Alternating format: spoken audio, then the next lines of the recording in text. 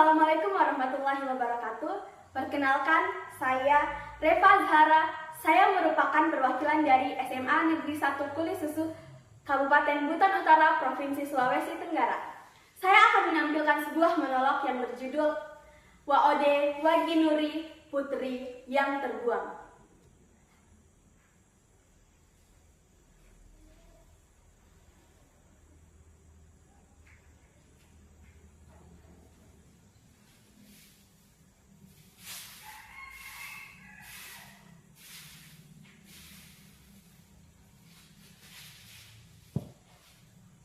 Sejak aku masih di dalam kandungan, ibuku sudah harus bertarung dengan rasa. Di setiap harinya, ibuku dihantui oleh pertanyaan, apakah anaknya akan lahir sebagai seorang perempuan atau sebagai seorang laki-laki. Jika ibuku melahirkan seorang anak perempuan, maka ajal anak itu menanti di tangan ayahku. Namun, jika ibuku melahirkan seorang anak laki-laki, maka akan dirawat dengan penuh kasih. Sebab dalam keyakinan ayahku, perempuan itu tak bisa menenun, hanya laki-laki lah yang bisa menenun.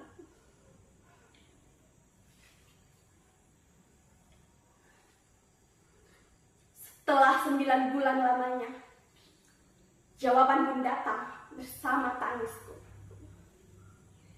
Aku lahir. Ya, aku terlahir sebagai seorang perempuan. Aku diberi nama Waode Waginuri, yang kini hidup di tengah hutan, dibuang. Bukan karena tak diinginkan, namun karena cinta dan kepedulian ibuku terlalu besar untuk membiarkanku mati di tangan ayahku. Beruntung, di hari di mana ibuku membuangku ke tengah hutan, takdir membawaku ke pelukan seorang wanita tua. Dialah yang merawatku dengan penuh kasih, serta mengajarkanku bagaimana cara menenun, yang kelak akan kubuktikan kepada ayahku bahwa bukan hanya laki-laki lah yang bisa menenun.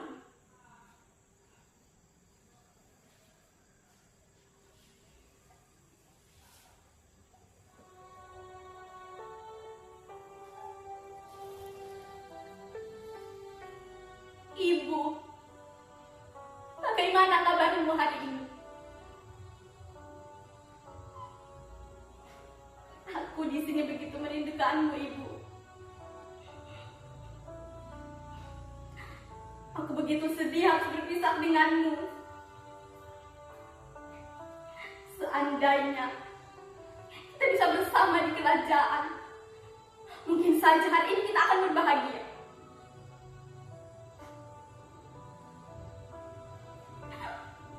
Ibu, aku sangat takut apabila ayah akan mengetahui keberadaanku. Ibu,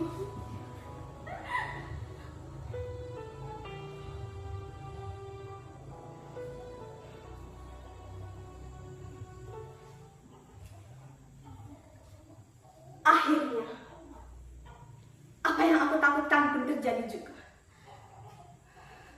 Di hari itu, hari di mana ayahku mengetahui keberadaanku, dari bibirnya yang dingin, kata-kata pun terucap.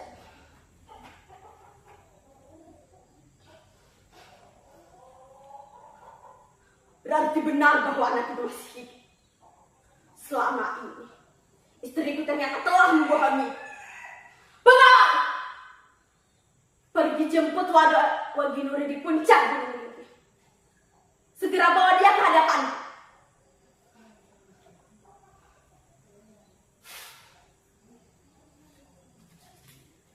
Akan kusuruh anak itu untuk menginjak anak tangga yang telah terpasang parang-parang yang telah kuasah ini.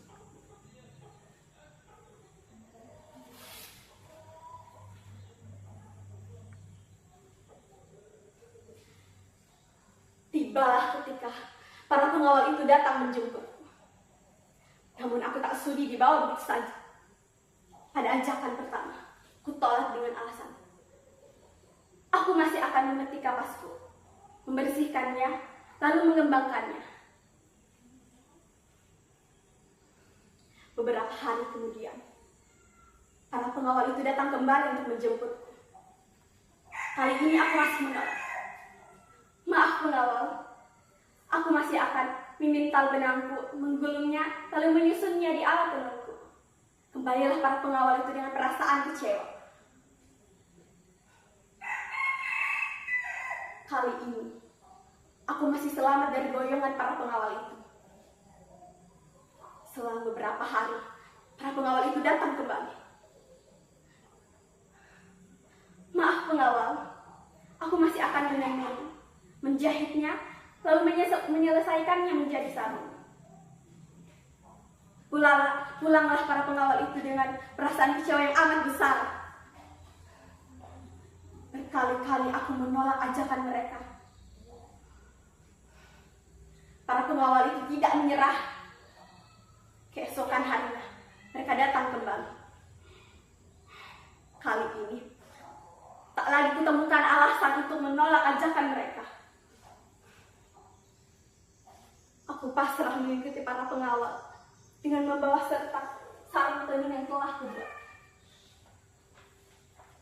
Hatiku begitu cemas ketika harus menemui sang raja yang tak pernah menginginkanku hidup.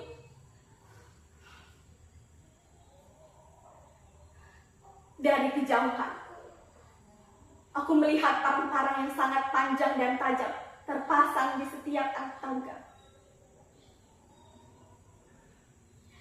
Akankah kulangkahkan kakiku di tangga itu? Sudah pasti akan terputus kakiku. Benar saja, saat tiba di depan tangga, ayah memerintahkanku untuk menginjaknya menggunakan kakiku. Dengan perasaan ragu dan takut, kulangkahkan kakiku.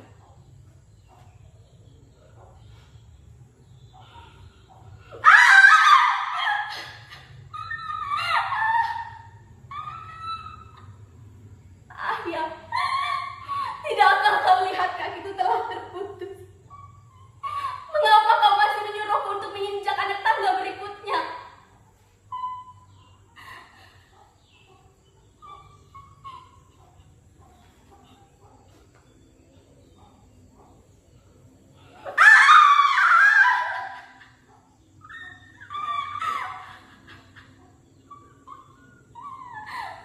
Ayah, betisku telah terputus. Lalu, dengan apa aku akan menginjak anak tangga berikutnya? Pahaku, ayah, aku sudah tidak memiliki daya. Tapi, ayah memaksa. Baiklah, demi baktiku, akan laksanakan perintah ayah.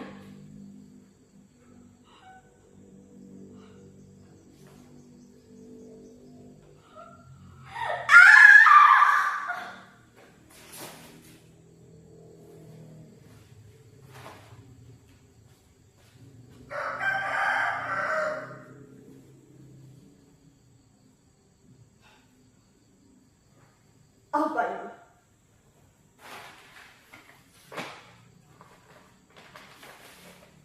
Sarung tenun? Dia bisa menenun? Selama ini, kupikir hanya laki-laki lah yang bisa menenun. Ternyata, tenunannya lebih bagus dari yang pernah kulihat selama ini.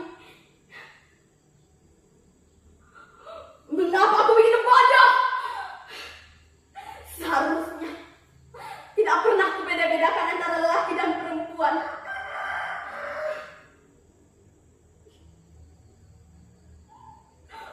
Bagi Nuri, maafkan ayah. Karena keegoisanku, kau harus cacat seumur hidup.